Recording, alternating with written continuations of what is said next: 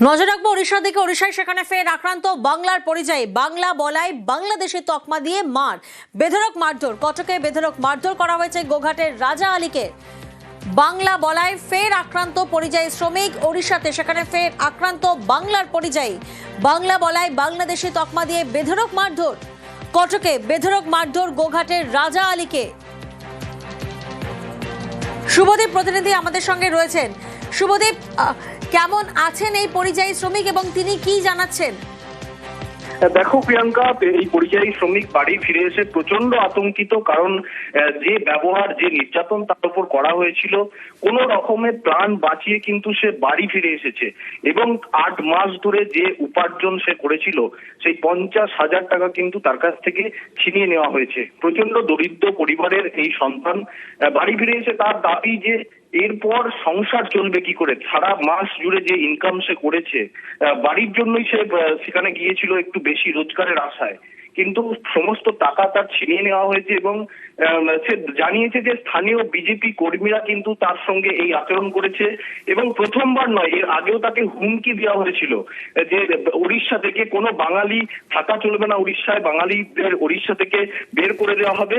যদিও সে কোনো রকমের কার্যত লুকিয়ে কাজ করছিল, কিন্তু বৃহস্পতিবার কিন্তু সরাসরি তাকে আক্রমণ করা হয় এবং জয় শ্রীরাম বলতে বাধ্য করা হয়।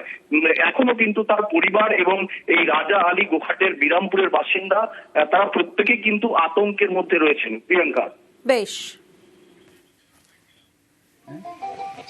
মোটামুটি ওরা 10-20 জন হবে এলো, এসে ওদের সারা জয় শ্রীরাম বল।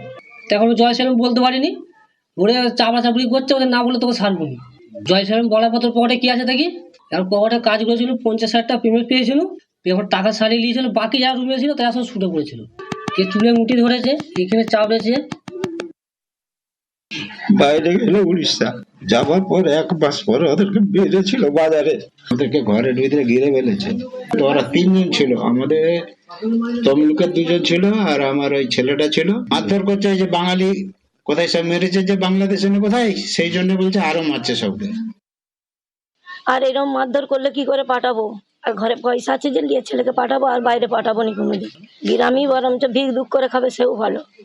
ওই দিদি চাললাই খাই, 9 মাস গেছিল, কিছু দিলে আমি কি খাবো, না হলে আমার ছেলে তো সবই কেড়ে নিয়েছে। স্বামীরও হার্টের প্রবলেম, নিজেরও শরীর খারাপ, প্রচুর ভয়েতেই রয়েছে।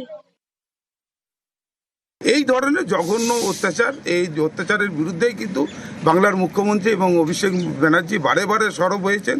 এহেন জঘন্য কাজ যে বিজেপি সরকার করছে, এই রাজ্যেও কিন্তু কিছু কিছু বিজেপির দালাল রয়েছে।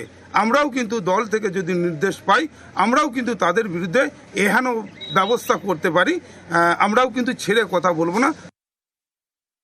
ওখানে কয়েক লক্ষ বাঙালি আছে, তাদের কাউকে কিছু করলো না, ও একা বাঙালি ওকে টর্চার করেছে। একদম সম্পূর্ণভাবে মিথ্যে কথা। ওনারা এখানে বাজার গরম করছেন। টিএমসি নেতার পাল্লায় পড়েছে যে তুই এইরকমভাবে একটা ভিডিও বলবি যে উড়িষ্যায় যাতে বাঙালিদিকে হেনস্থা করছে। এরা ওখানে উস্কানিমূলক কথাবার্তা বলেছে, তাই কি